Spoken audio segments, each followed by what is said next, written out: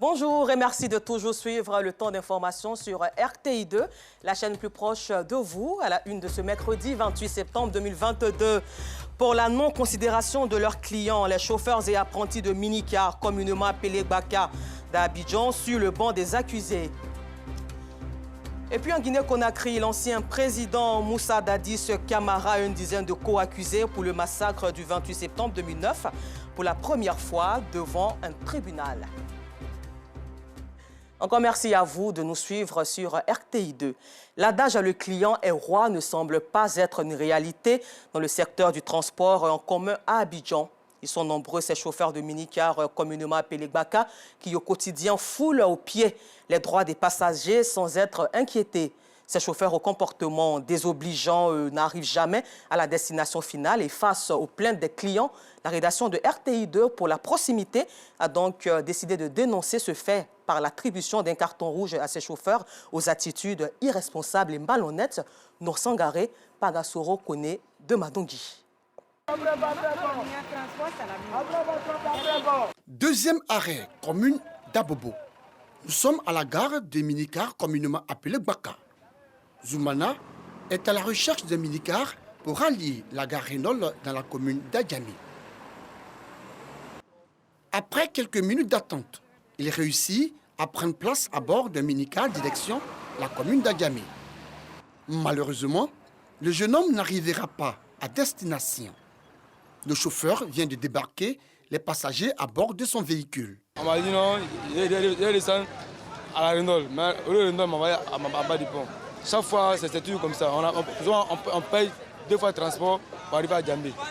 C'est une scène récurrente dans le secteur du transport en commun. À Abidjan, dans la capitale économique, l'adage « le client est roi » ne semble pas être une réalité.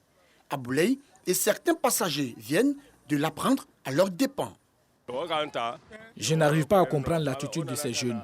Le chauffeur doit normalement me laisser à Djamé Mosquée. Mais regardez où je me retrouve. Je dois faire le reste du trajet à pied. Avec mon âge, ce n'est pas moins d'1 kilomètre que je dois parcourir encore. Ce n'est pas normal. C'est parce que nous sommes convenus au départ. Vous montez, vous êtes amis, mais à la descente, vous devenez ennemis.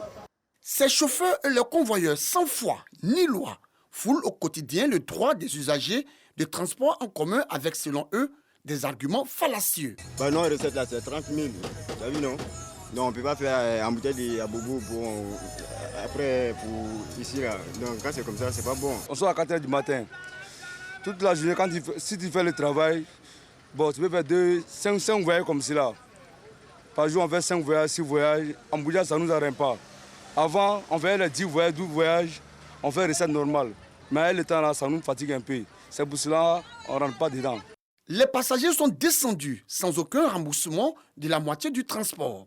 Ceux qui ont de la chance sont souvent reversés dans d'autres minicars pour poursuivre le trajet. Ça m'est arrivé au Carrefour Azur. Une fois, il a dit liberté, liberté, forum, 250. On est arrivé à Azur, ça n'avance pas. Lui, il a dit descendez, venez, et vous mettre dans telle voiture. Et c'est pas comme ça, elle a continué. Quand il nous met dans un autre véhicule, généralement c'est lui qui gère. Il s'arrange avec le chauffeur du véhicule dans lequel nous allons monter. Il s'arrange avec lui pour que tout se passe bien en fait. Je pense que ce n'est pas du tout agréable parce que dans le travail, il faut qu'on soit quand même honnête. Voilà, lorsque tu prends un passager, sa destination, lorsqu'il paie son transport, dépose à sa destination pour que chacun de nous, de part et d'autre, nous soyons tous satisfaits. Ce comportement désobligeant de ces chauffeurs a même amené les passagers à baptiser l'un des carrefours de la commune d'Adjamé, Mayafa, un carrefour situé dans le dos de la gare nord de la Sotra. Parce que normalement, ils doivent arriver à la mosquée pour aller descendre les gens. Mais une fois quand ils arrivent là, soit on te descend là, dans les fois, on a dit Mayafa, Mayafa. Mayafa, là, ça veut dire que j'étais là, il n'était pardonne pas en Djoula. À la fêtière des organisations des entreprises de transport routier en Côte d'Ivoire, l'heure est à la sensibilisation. Outre la sensibilisation, l'État, à travers l'autorité de la mobilité urbaine du Grand Abidjan, Amuga, a initié le projet des arrêts minutes qui sont l'équivalent des abribus, un moyen qui, selon le directeur général du Haut Conseil du patronat des entreprises routières de Côte d'Ivoire, permettra aux chauffeurs de ne pas embarquer et débarquer les clients n'importe où. Ces arrêts minutes de l'AMIGA du ministère des Transports viennent donc régler définitivement ce problème. Pour que désormais, le conducteur sache où faire le coup de frein pour descendre le passager, où faire le coup de frein pour embarquer le passager. Ça veut dire que si entre ces deux zones, le conducteur se permet de faire un arrêt ou un stationnement hors de ces zones identifiées, bien entendu, il tombe sur le coup d'une infraction qui va être constatée par des agents du contrôle. Parce que rien ne sert donc de travailler dans le cafouillage, on ne gagne rien au finish. Il faut toujours mettre un brin d'honneur sur la qualité du service qui est rendu aux populations. En attendant que ce projet soit effectif, la rédaction de RTI2 attribue un carton rouge à ces chauffeurs aux attitudes irresponsables, voire malhonnêtes, qui n'arrivent jamais à la destination finale et obligent les passagers à descendre contre le gré. Vivement que de telles attitudes et comportements cessent sur nos routes pour le bonheur des usagers. Espérons donc que les attitudes de ces agents-là changent. Alors, d'Abidjan, des bruits d'Abidjan, rendons-nous maintenant à Mans, où dans le chapitre éducation, les enseignants et élèves du groupe scolaire Grand Bapleu, dans le département de Mans, région du Tonkoui, crient au secours. Leur établissement scolaire composé des niveaux du primaire et de la maternelle est dans un état de dégradation très avancé. Et c'est dans des conditions de travail très difficiles que les enseignants dispensent les cours aux enfants et leur rêve à présent obtenir d'excellents résultats en fin d'année. Pour cela donc, ils souhaitent que leur école soit réhabilitée. C'est reparti avec Pagassoro Kone de Matangui. Créé en 1988, le groupe scolaire Grand Bapleu dans la région des 18 montagnes compte aujourd'hui 4 écoles primaires et une maternelle, toutes dans un état de dégradation très avancé. C'est dans ces deux corps et ce cadre sombre et désuète que le corps enseignant dispense les cours chaque jour, ce avec tous les dangers que cela peut contenir. Vraiment, il faut une réhabilitation. Une réhabilitation, mais c'est insuffisant. Il faut vraiment un nouveau bâtiment, 3 classes pour l'école Grand Bapleu 3. Et même le bureau du conseiller, vous avez vu tout à l'heure, ce n'est pas la peine, on ne peut même pas s'asseoir même pour travailler là-bas. Pourtant, dans ce groupe scolaire, on a plus de 1500 élèves dans ce groupe scolaire. Ce sont des enseignants démotivés, pratiquement au bout du souffle, qui essaient de donner le meilleur d'eux afin d'offrir aux apprenants un enseignement de qualité. Pour aider les enfants, là, il faut être dans un cadre approprié pour que les enfants aussi puissent assimiler ce qu'on leur donne. Tu es assis là et puis le plafond quitte en haut, tomber sur ta tête. Franchement, c'est pas ça. Étant dans cet état-là, vraiment, c'est pas du tout facile. C'est nos autorités qui peuvent nous venir en aide. Nous sommes aussi des élèves et des enfants de la Côte d'Ivoire.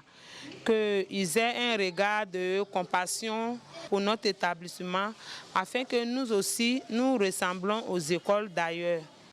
Selon directeurs et enseignants, pour obtenir d'excellents résultats en fin d'année, il est nécessaire que les conditions de travail des formateurs, mais aussi des élèves, soient de qualité. D'où l'appel de détresse aux autorités compétentes afin d'agir au plus vite. Ce 28 septembre marque la journée mondiale de lutte contre la rage, une maladie grave qui se transmet à l'homme par la salive des animaux infectés lors d'une morsure ou d'une griffure. Dès que les symptômes de la maladie apparaissent sur l'homme ou chez l'animal, elle conduit inévitablement à la mort. Et selon l'Organisation mondiale de la santé, OMS, environ 60 000 personnes décèdent chaque année dans le monde, de rage dans le monde, soit un décès de rage toutes les 9 minutes. Et en Côte d'Ivoire, ce sont officiellement en moyenne 20 personnes qui meurent de rage chaque année. Le gouvernement ivoirien invite donc les populations à faire vacciner leurs chiens et autres animaux de compagnie contre cette maladie pour le bien-être de tous. À présent, avec notre journaliste reporter d'images Bintou Pekele, rendons-nous au Niger pour la découverte de paysages différents des nôtres dans le désert de la région de l'Aï, des cailloux posés et superposés qui forment des montagnes. Si de loin, elle ressemble à une montagne ordinaire, de près, nous découvrons des cailloux empilés les uns sur les autres.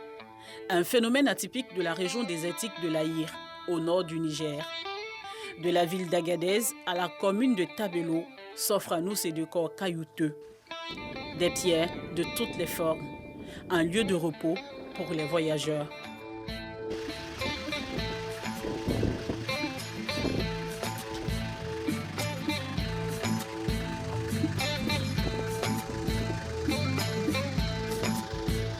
Parfois, je vois un voyage de 6 heures de temps, 7 heures de temps, comme ça là.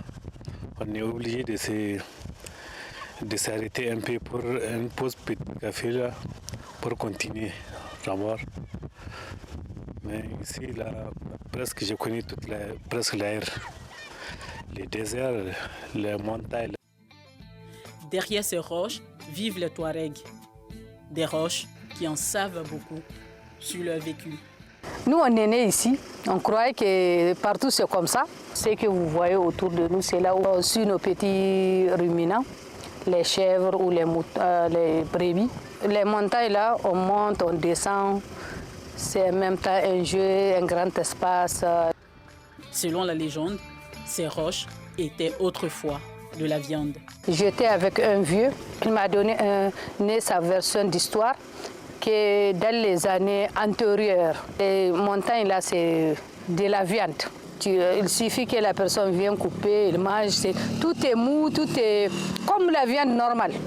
Mais seulement l'égoïsme de l'homme a transformé ça en pierre. Un beau paysage à découvrir, un paysage pittoresque et un atout touristique pour ce pays. Le massif de l'Aïr, ce joyau culturel nigérien, attirait de nombreux touristes.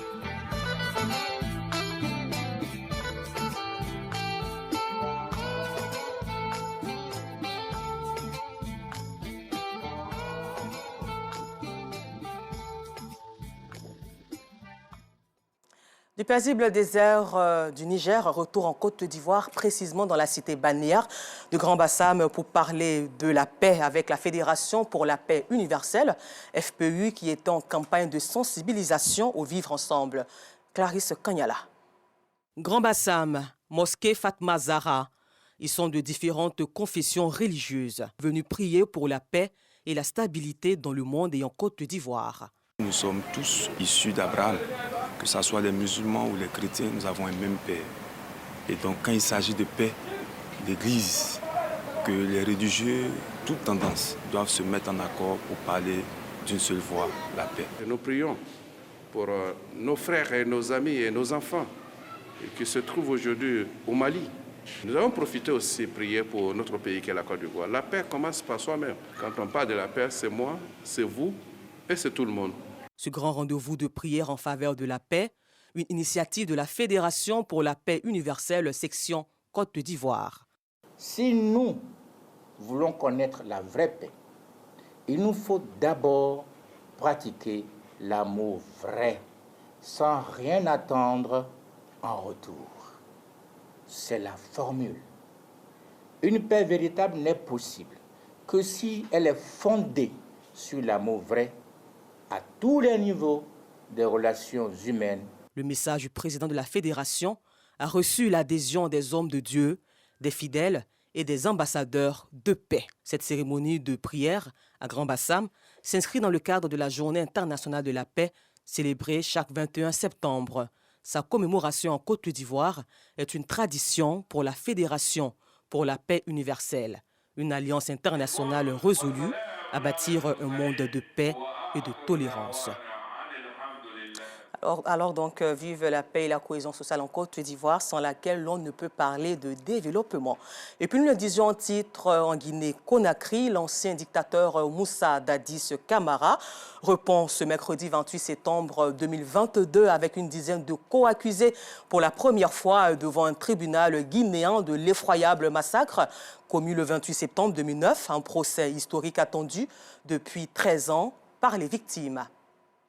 Voilà, c'est tout pour aujourd'hui. Encore merci à vous. Rendez-vous demain, 12h30, sur RTI2, la chaîne plus proche des populations.